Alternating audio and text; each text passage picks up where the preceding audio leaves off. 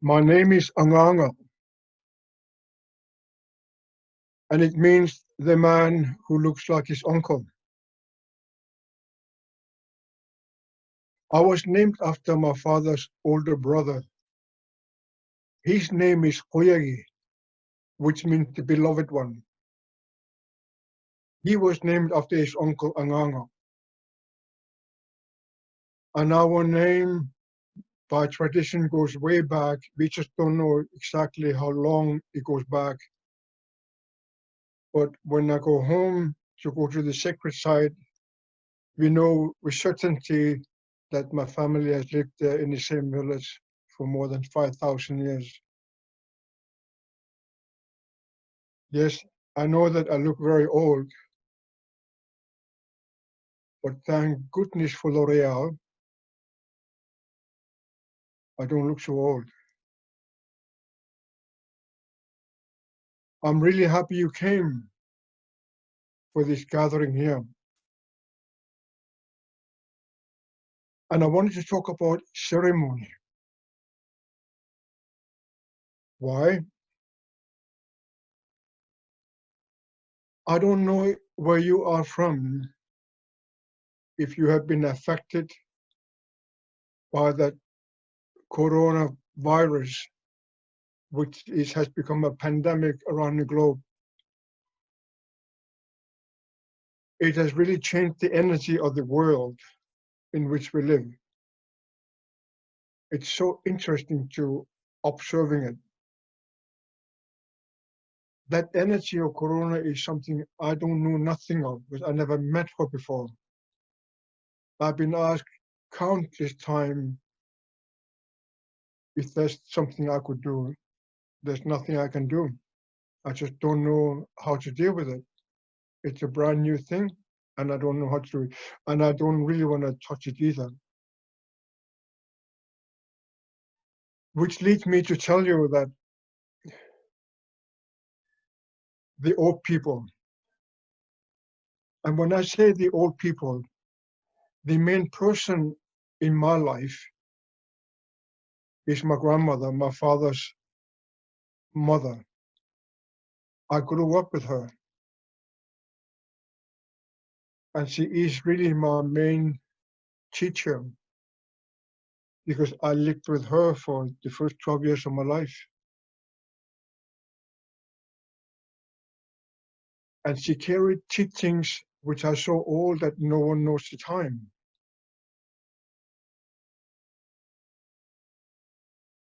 And she continually speaks about the importance of ceremony. In fact, she says, life is a ceremony in itself, worthy celebrating with a ceremony. And then we ask her, what is a ceremony? And she would say, it's something you personally will do from your heart to lift yourself up, to lift your spirit. And when you do it from your heart, it will grow. It will change from the moment you got that idea that that's the way you're going to be doing it.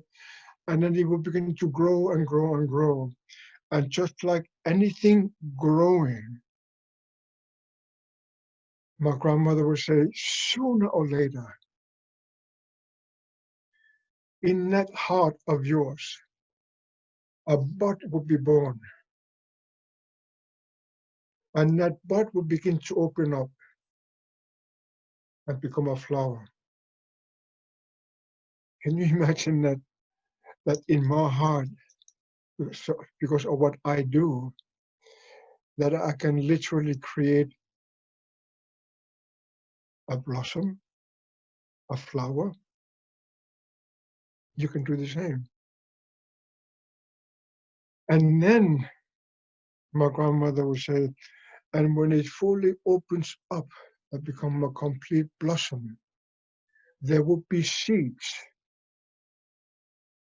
in that blossom. But because you and I, we live on this earth, and the way she terms it is, it does not matter if you believe it or not. The winds of change will come upon you. The winds of change will come upon you. And when that happens, the seed from your ceremony will be blown away.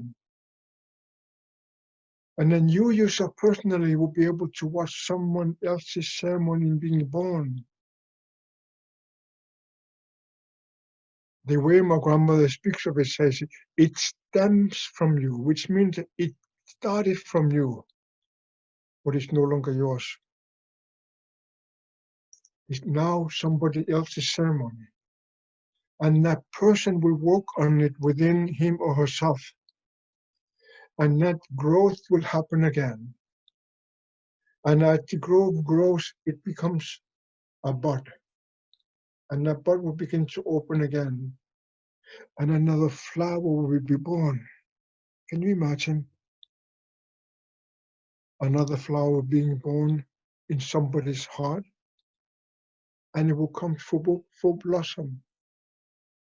And when that happens, there will be seeds in that blossom. And because that person lives on this earth, he or she believes it or not, it doesn't matter. The winds of change will come upon that person. And one more time,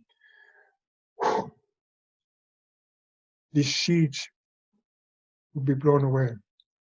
And somewhere else in that incredible circle you and I will live in, another ceremony will be born.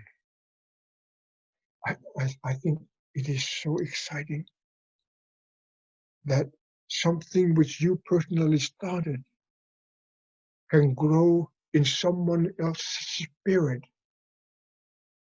and you will just expand over and over and over. And soon, you and I will be able to experience ceremony being born everywhere. And then it really makes sense what my grandmother taught us, that life is a ceremony in itself, worthy celebrating with the ceremony.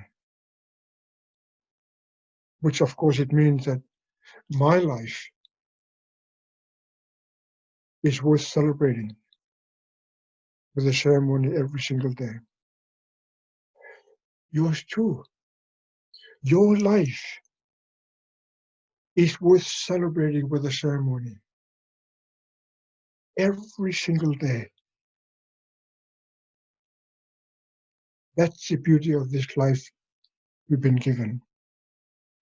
But that's what we have lost. And now we can see that because of this corona, that we realize that most of us around this world in which we live,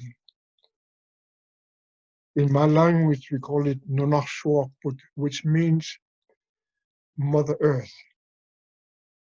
In that world of Mother Earth, most of us, for some reason, stop doing ceremony. And it is so interesting when my grandmother says, when the ceremony loses its spirit, it becomes a ritual. So we ask her, I don't know how many times, when it loses its spirit, what does it mean?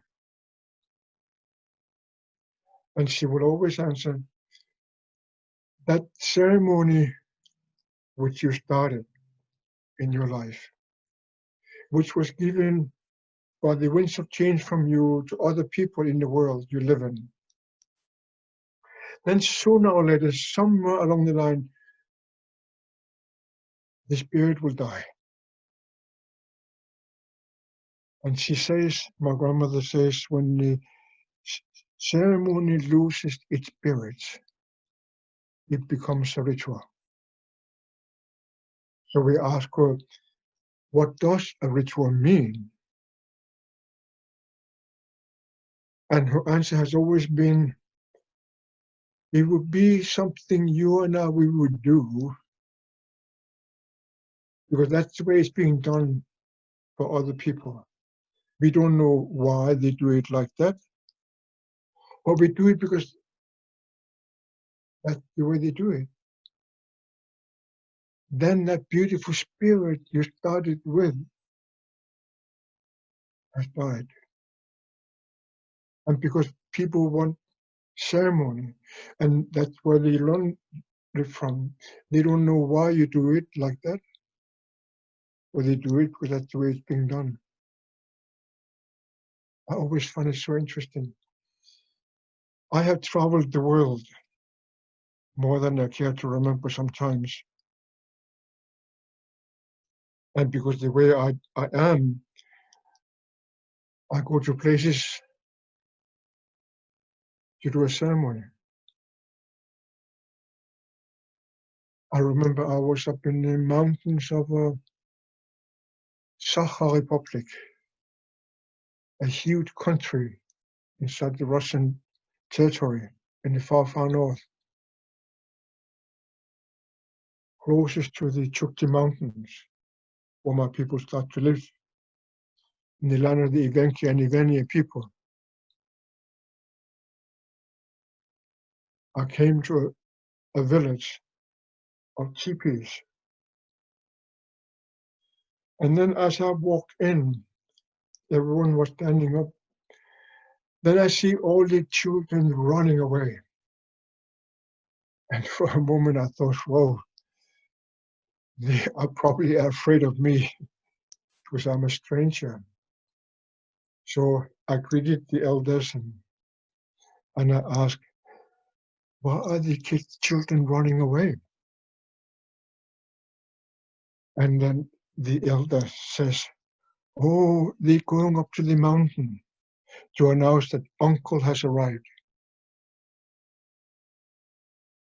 So I looked at this elder and said, me too, I'm going to go up there with the children, because I need to tell the world I come from that I have arrived safely home. So I ran after the children and I walked up on the mountains. And at the end, we got up there. And these beautiful children, they were chanting and singing and talking loud to the world. Exactly the same way I would do at home, which is 12 hours away from my land on the other side of the earth. They do the same thing. So I did too. I announced to my family in Greenland that I have arrived home safely in the land of Evenki people. Because that's the way we do it. Because the ceremony has to have its spirit. That's the one which will grow inside you. That's the one which will develop. And it will become something you would do honoring yourself, respecting yourself, acknowledging yourself, but most of all, loving yourself. That's the ceremony. Tonight, though, I wanted to talk about fire.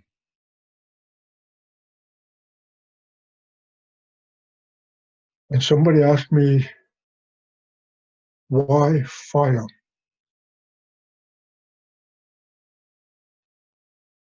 I'm a member of some indigenous elders from around the globe. And not too long ago, we were sitting in a meeting together, and I told him that that's what we do with the fire. I think someone asked me, what does it mean?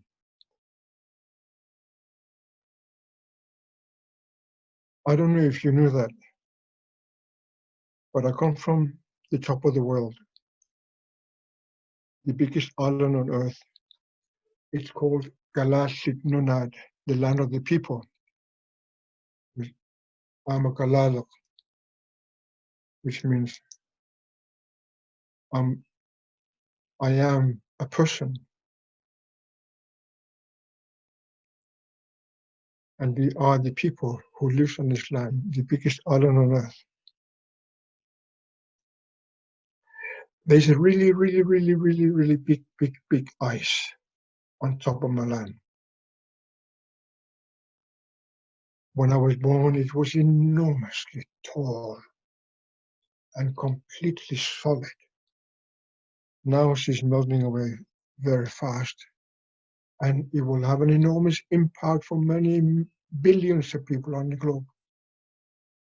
And it does not matter if they believe it or not. It will have a big impact. And there, the old people talks about the ice in your heart. And it's really interesting. When you and I, we have ice in our heart, things will begin to die. Frozen in time. And then the old people say, only by melting the ice in the heart of man, man will have a chance to change and begin using his knowledge wisely. And we can do that because there's ice in our heart. How do we know that we have ice in our heart? You and I, we have forgotten to recognize each other. We have grown apart so far that we don't even say good morning or good evening. We've forgotten to say, how is your family? Or saying, please bring my love to your family. That's how far apart we are. Everywhere on earth I have traveled. It's not that I traveled all over. So I'm one of those people who were instructed only to travel when I am invited. So I have only been to 72 countries, but it's around the globe in the Northern Hemisphere. So I did travel, but only by invitation. And there I have met millions of people. And because I grew up being hugged and sniffed at, I have held people in my arms, embracing them and sniffing at them. I just don't know how many people I have done to. At least many thousands. Most likely many millions. But it doesn't really matter. What matters is by embracing a person, accepting that person, the way he or she is, with acknowledging presence of the person and sniffing up. I know the emotion of a person.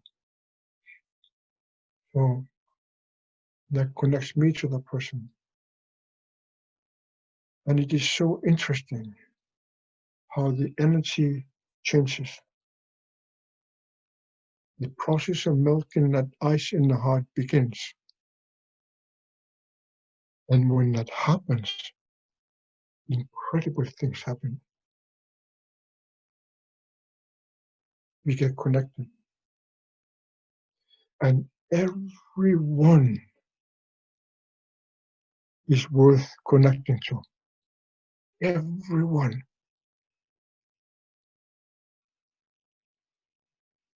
So that we have ice in our heart. But when we melt it, we will see each other's beauty. So thus, the fire is important, because we create that fire in the heart. And that fire of liking each other, recognizing each other, accepting each other, honoring each other, but most of all, loving each other, changes our world. So thus, the fire is important. It's one of those elements we live with. We cannot live without the fire. At the same time, if we do not do it properly, it can consume all of us. And we're seeing that this summer in the far north, where it's so hot that the earth is burning everywhere in the far north, around the world. It's burning. Extreme heat has come. The land is literally physically burning. So that's what happens if we do not know how to deal with the fire in our heart. It can consume us. But when we have the fire in our heart, we can really, through that concept, connect to each other. Can you imagine? Can you just imagine for a moment, close your eyes for a moment, and feel that beautiful fire in the heart of a person you're faced with, and feeling that you're touching that heart, and feeling the warmth of that person, and realizing that that person is no different than you. That person wants to connect to you and to the people of your world. And when I think about the pandemic, we cannot do that anymore. We're growing apart because of the danger of that infection, which help us growing the ice in our heart. And you can literally see how people are longing to be greeted.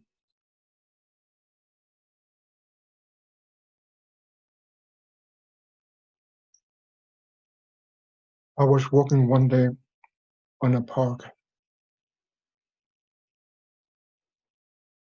and I'm not allowed to be closer than less than 2 meters from a person.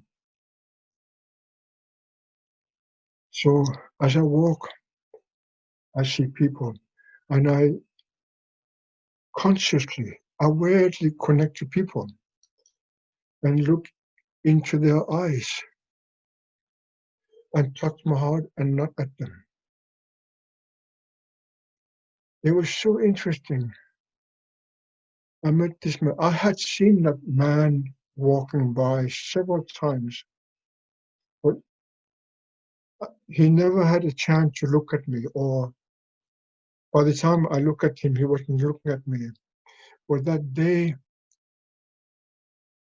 we connected through our eyes, and I put my hand on my heart and nodded at him. He stopped,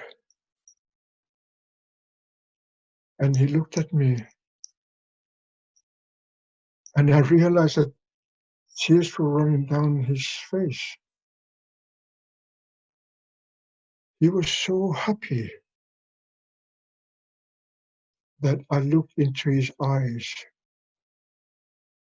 and he just started talking.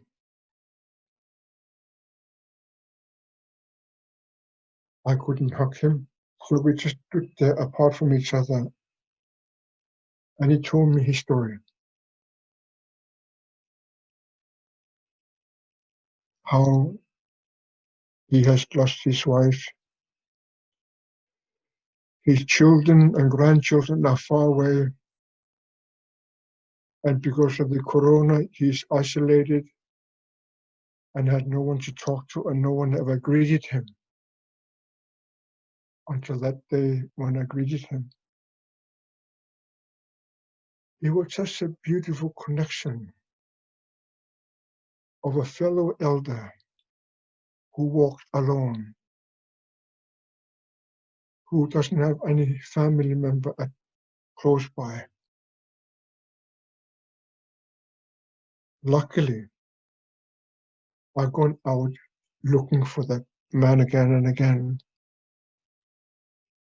And we have told each other that one day we will hug each other and we will sniff at each other and we will go out for a cup of coffee. All it took to connect to that person.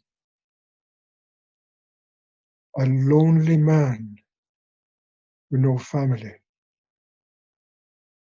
was looking into the eye of the person, nodding at that person and touching my heart. You could literally see and feel a fire beginning to burn in his heart. And that's one of the most beautiful ceremonies you and I we can do during these extremely difficult times of unknown things pandemic has caused in our lives all over the world. There's a beautiful, beautiful chant about the fire. I don't know if I had a chance to tell you, but we have an ancient prophecy in my land. How ancient, I really don't know. I only know that our beautiful grandmother would tell us that long ago there were trees in our land. It was difficult to imagine that there would be trees in our land because it was covered by ice. Some places more than 3 kilometers thick. So incomprehensible how there would be trees. And then the big ice came, and when she retreated, there was no tree standing up because it was simply too cold. The trees couldn't stand. So the prophecy says that one day the sacred fire will come home and we will have fire from the earth again. Because for millennia, the only way we could have fire is through the seal oil. By liquefying the seal oil And by using the cotton flour, we could create fire, which will, of course, bring us light, bring us warmth, and we could cook our food. But then one day will come that the trees will stand again, and when they do, we can have fire from the earth. I was told to bring that ceremony back home, and I did. It took me 40 years to do it, but I did it. And it was so interesting. Now we have fire from the trees which are now growing back. And for that, there's a beautiful chant. And I wanted to give it to you. And it would be so beautiful if you and I one day, we could sit in front of the fire and chant it together. As the full moon comes upon us. Can you imagine with the light of the fire and the big moon come at us, and he would chant himself that we have fire in our heart. This is the way I do it. Ho ho, ho ho, ho ho. Inne ikiki ikumaneri aya o inne ikipo ikumashiwo aya o inne ikipo 아마시고 아이야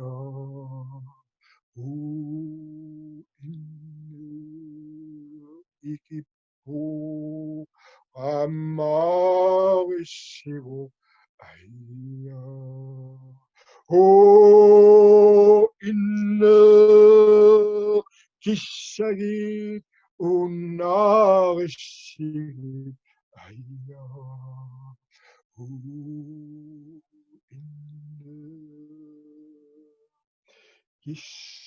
기사티포 운나시고 아이야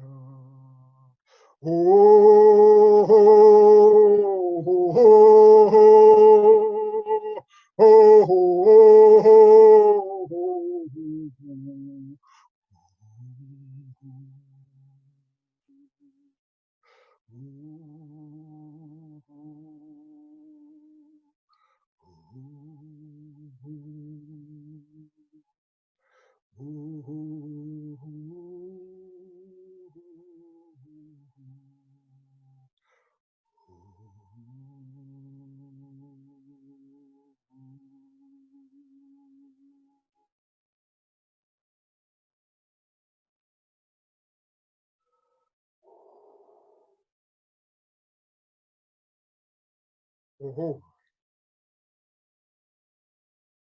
somebody asked me the other day, why do you always breathe out after you say a prayer? My grandmother explained it that when she talked to him, the man who made us, then she will give her prayer a breath of her own. So when her prayer comes to him, the man who made us, he knows whose prayer it is, because it's now living with the breath. So I do that, the same as my grandmother did. That's why every prayer, every chant, I give it a breath. So he himself will know that it is me who prayed.